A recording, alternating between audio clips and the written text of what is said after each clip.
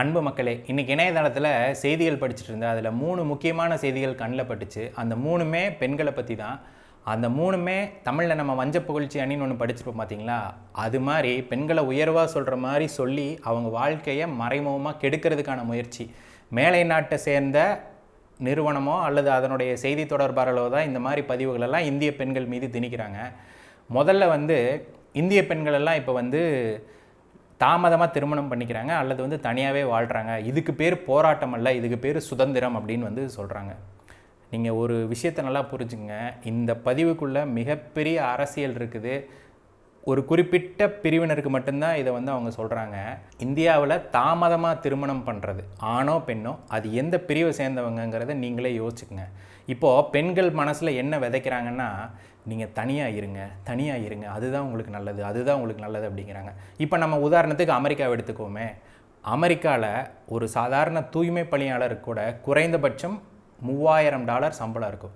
அதுபோக ஒரு மளிகை கடையில் போய் ஒரு ரசீது போடுற வேலையை நீங்கள் செஞ்சால் கூட 1 மணி நேரத்துக்கு $10 $15 சம்பளம் இருக்கும். இந்தியாவில் அவ்வளோ சம்பளம் எங்கேயாவது இருக்கா? இதில் நீங்கள் மேலை நாடுகளையும் பாரத நாட்டையும் நிச்சயமாக ஒப்பிடவே முடியாது. ஏன்னா அந்த நாட்டில் கிடைக்கக்கூடிய சம்பளம் வேறு, நம்ம நாட்டில் கிடைக்கக்கூடிய சம்பளம் வேறு.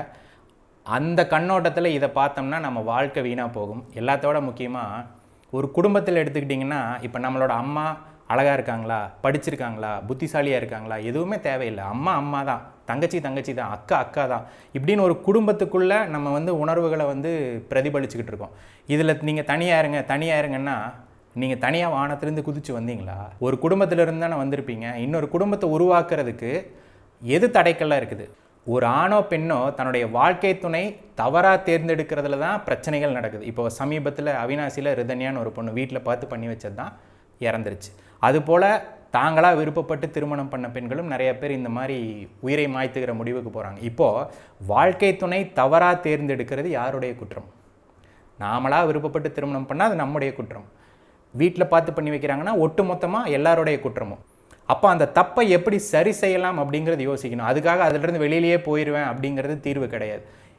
இந்த பிரச்சாரம், இந்த தனிமை, இந்த சுதந்திரம், இந்த தனித்தன்மை, பெண்களுடைய முன்னேற்றம், பெண்களுடைய அதிகாரம், இப்படி எல்லாம் சொல்கிறதுக்கு பின்னாடி இதெல்லாம் யாருக்கு சாத்தியம்னா வசதியாக இருக்கக்கூடிய பெண்கள். அதாவது அவங்க அப்பா பெரும் பணக்காரராக இருப்பார், அவங்க அந்த தனித்துவத்தை பேசுவாங்க.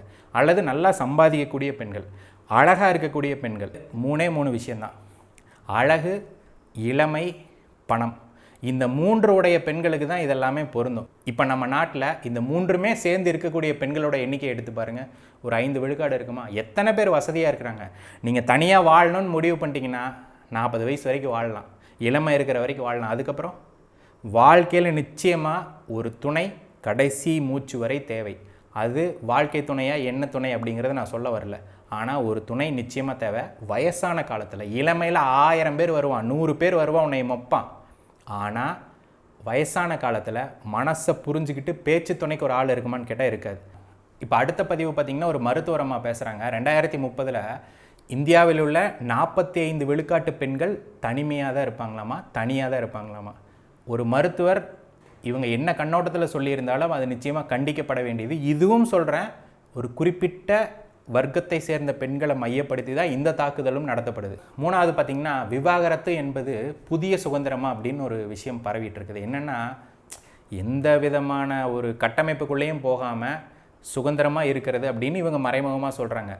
அதை விட முக்கியமாக அந்த காலத்தில் ஒருத்தருக்கு ஒருத்தர் விவாகரத்து ஆகுதுன்னா அது ரொம்ப வருத்தப்பட்டு வெளியில் சொல்கிறதுக்கே தயக்கப்பட்டுட்டு இருந்த காலம் போய் இன்றைக்கி பெருமையாக இப்போ இன்ஸ்டாகிராம்லலாம் பார்த்திங்கன்னா, நான் இவங்களை விட்டு பிரிஞ்சுட்டேன் அப்படிங்கிறதுக்கு ஒரு புகைப்பட காட்சிகளெல்லாம் எடுத்து பதிவிடுறாங்க. இந்த மாதிரி ஒரு அவல நிலையை நோக்கி நம்ம சமுதாயம் போயிட்டுருக்குது. இதுக்கும் காரணம், இந்த 3க்கும் காரணம் பெண்களை தூக்கி வைக்கிற மாதிரி வச்சு அவங்கள கீழ்நிலைப்படுத்துகிறது தான். பெண்களோ ஆண்களோ, ஆனால் நிச்சயமாக வாழ்க்கை துணைன்னு ஒருத்தர் வேணும். வயசான காலத்தில் நம்மளை பார்த்துக்கிறதுக்கு 4 பேர் வேணும், நம்மளை சுற்றி 4 மனிதர்கள் வேணும். நம்மக்கிட்ட பணம் இருக்கலாம், அழகு இருக்கலாம், அறிவு இருக்கலாம், எது வேணாலும் இருக்கலாம்.